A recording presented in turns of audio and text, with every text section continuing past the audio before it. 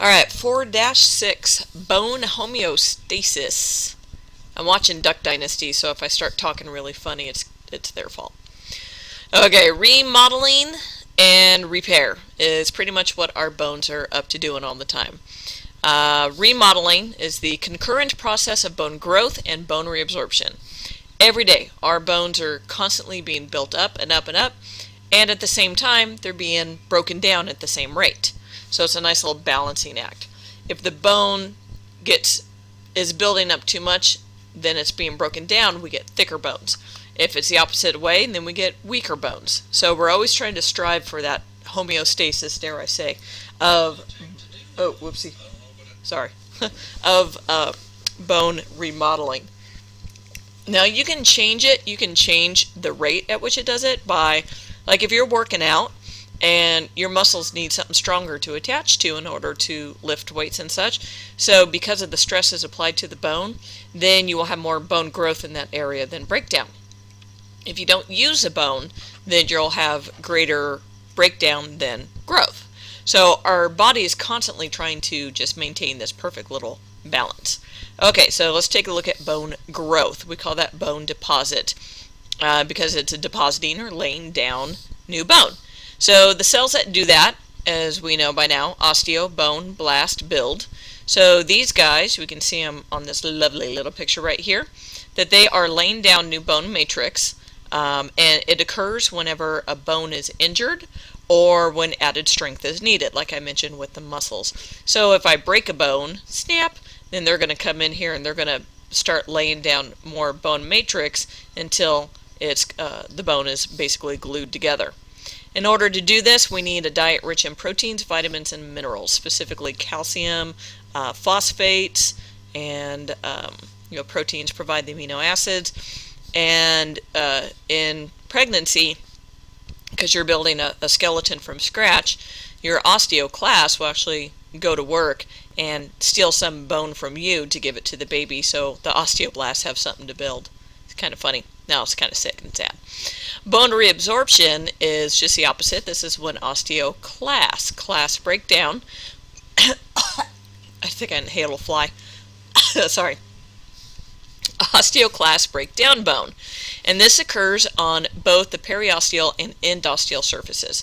So if here's a bone and here's the middle hollow cavity, then it's occurring here on the periosteal side, and it's also occurring here on the endosteal side.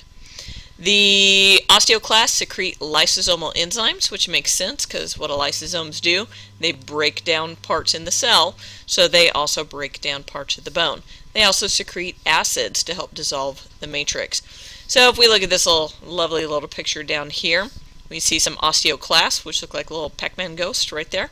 They are starting to destroy the bone, but that's okay because the osteoblasts are going to come in here and fill it in with all brand new bone.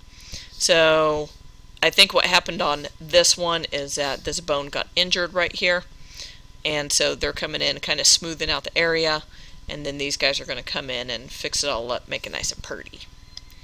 Alright, control of remodeling. What makes the rate balanced or off balance?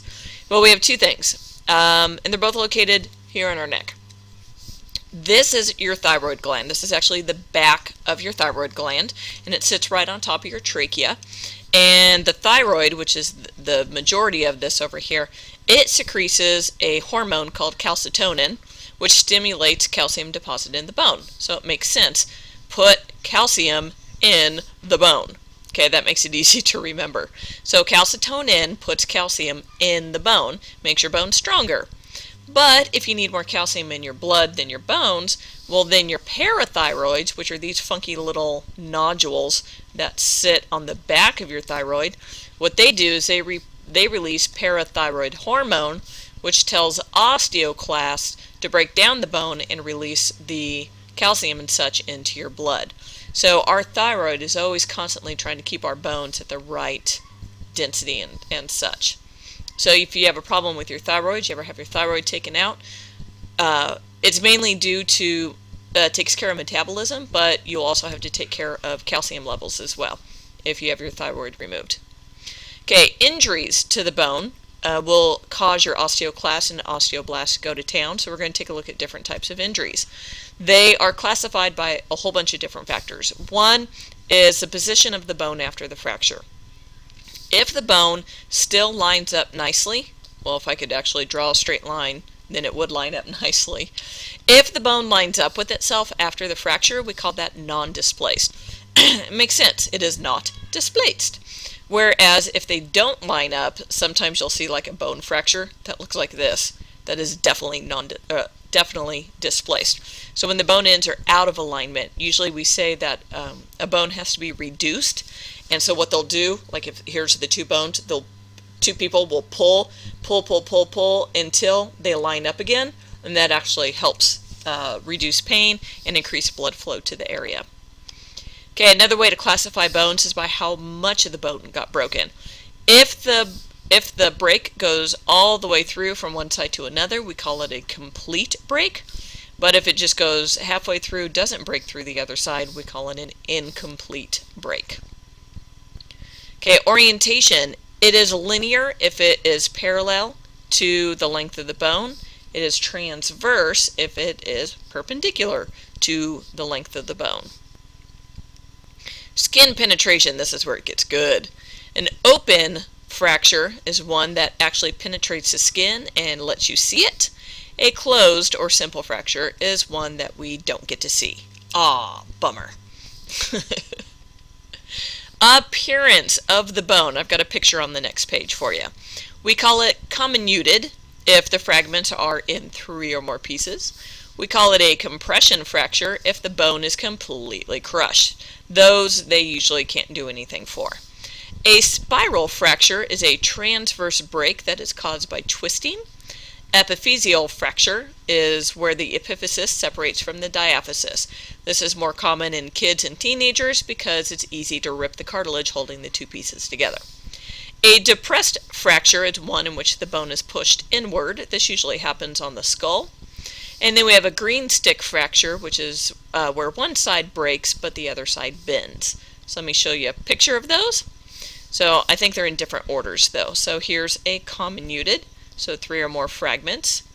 Here's green stick, broken on one side but not the other. Spiral goes all the way through due to twisting action. This one, well, we talked about displaced and non-displaced. So if they don't line up, the two displaced. And then if they do line up, that one's non-displaced. A linear goes in the same direction. Transverse goes in opposite directions. Okay, how do we fix the bones? Well, a couple of different ways. Depends on how bad it's injured. A closed reduction is where you just pull the arm or whatever where the broken bone is, and you pull them back into place. So like I was saying, you pull until they line up again, and then you put a cast on it, and then they just grow back together naturally. Open reduction is where you need to get in there, and this is a picture, it's not real, where you have to cut in there, and usually some sort of metal work is involved. And then as you can see from the x-ray, the metal stays in you for the rest of your life. Now, if a bone is broken, it will do its own to repair itself. First thing that forms when you do break the bones is a big old blood blister, a hematoma. Fancy name for a bruise, but also it's a collection of blood underneath the skin.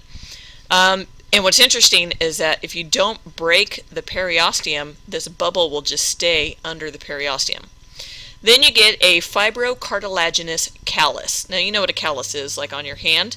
It's kind of the same thing here. It's a big bump, and it's so you can see it's kind of purpley in here. And what happens is blood vessels and nerves and things will start to regrow, because you see they got cut there. So they start to regrow and infiltrate the area with white blood cells and macrophages and all that good stuff.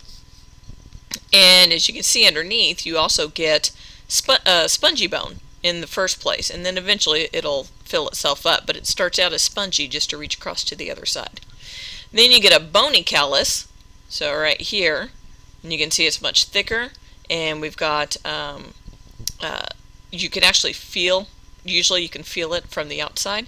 And then the last thing is bone remodeling, where they come in and kind of trim it up and make it all nice and pretty.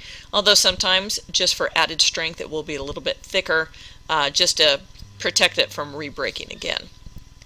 Okay, up next is the last one, imbalances of the bone. I do have one more page on this that it's up to you if you want to. You can stop now. I found some pictures of really gross breaks. So, you can stop it now if you don't want to see anything gross, if you want to keep on watching. Okay, you ready? Because I'm going to do it. I'm going to do it now. Alright, here we go. 1, 2, 3. Oh! Now this one's an x-ray. So this shows we've got, looks like one fragment there. Looks like the skin is still together. So we have a closed fracture, but it is definitely not aligned, so this is displaced. This one's pretty cool because you can see his radius sticking out right there. Look at that one. The tibia is sticking out completely. The foot isn't even aligned with the leg. I like this one because look at, ooh, that's not good. Oh, there's my shin pointing that way. Look at his face, man. And then where's this one? Oh, that one is like thibo, femur, that's not right. And then this one, femur, tibia, the other tibia. And then this one, look at the muscle came out with it. I just don't even know. I don't even know how can you do that? And why is there not more skin damage down here? I don't know. So, hope you enjoyed. I'll talk to you later. Bye.